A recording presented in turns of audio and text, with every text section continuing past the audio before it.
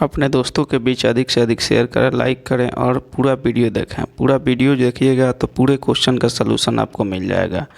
और हर एग्ज़ाम में आपको इसमें से 2 से 3 ऑब्जेक्टिव किसी तरीके से कंप्लीट हो जाएगा।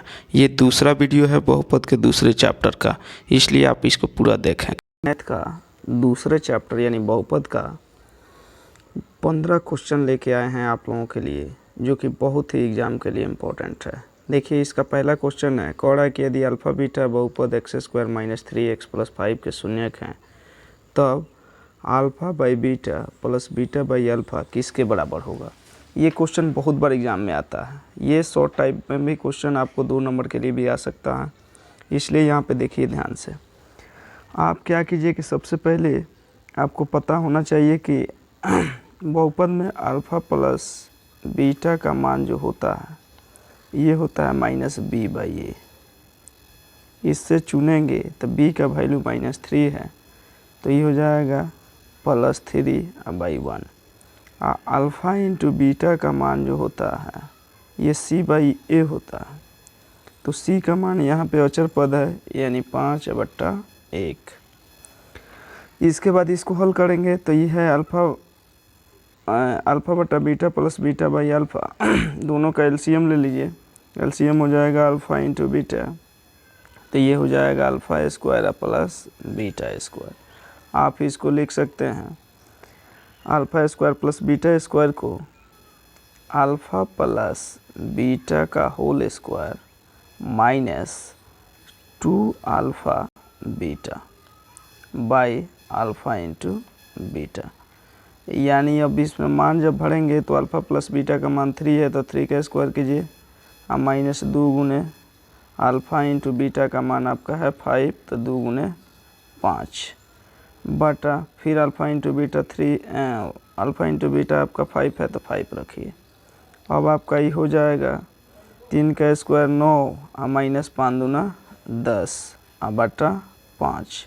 आपका 10 में से 9 घट जाएगा -1 और ये आपका हो जाएगा बट्टा 5। तो इसका हो गया आपको -1/5, जिसका ऑप्शन नंबर सी है।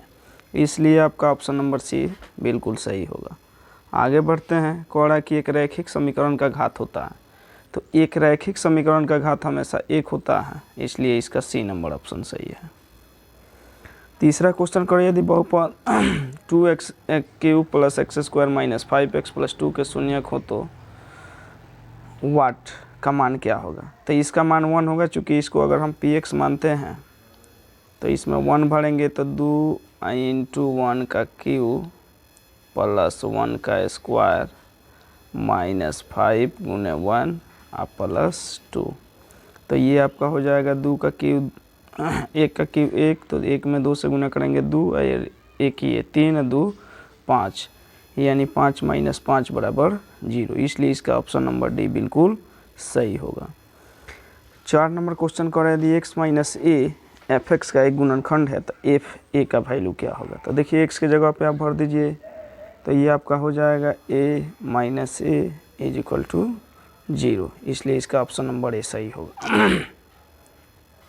आगे आपको कह रहा है वही क्वेश्चन फिर, तो -1/5 इसका ऑप्शन होगा। त्रिघात बहुपद का व्यापक रूप क्या होता है। तो त्रिघात बहुपद का व्यापक रूप होता है ax³ + bx² + cx + d, इसलिए इसका ऑप्शन नंबर सी सही होगा।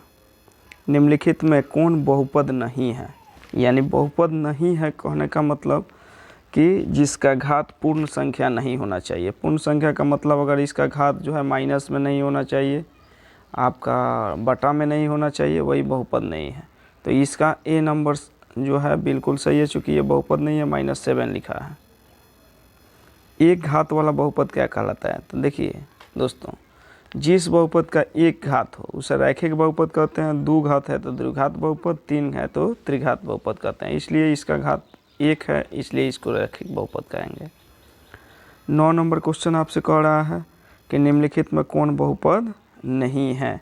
तो कह रहा है कि इनमें कौन बहुपद नहीं है। तो ये भी आपका बहुपद है, यहाँ ये भी बहुपद है, ये आपका 1 जो है ये प्लस में है तो ये भी बहुपद है, इसलिए इसका डी ऑप्शन सही होगा। 10 में कह रहा है निम्न में कौन बहुपद है, आपको बताना है कि बहुपद कौन है। तो ये देखिए, इसको ऊपर लेके चलेंगे तो माइनस में हो जाएगा, तो माइनस में कोई भी संख्या रहता है तो वो बहुपद नहीं होता। यहाँ भी देखिए x का घात रूट में है तो 1/2 होगा, ये भी बहुपद नहीं होगा। यहाँ भी माइनस है तो ये भी बहुपद नहीं होगा। लेकिन यहाँ देखिए x² + 2x + x है, इसलिए इसका बी ऑप्शन सही होगा। 11 नंबर कह रहा है कि निम्नलिखित में कौन बहुपद नहीं है। फिर वही क्वेश्चन, कौन बहुपद नहीं है। तो कौन बहुपद नहीं है, तो आपका ये बहुपद है, ये भी आपका बहुपद है। लेकिन देखिए इसको हम हल करेंगे तो ये हो जाएगा x² और +1/x। इसको जब ऊपर लेके जाएंगे तो ये निगेटिव हो जाएगा, इसलिए इसका सी ऑप्शन सही है।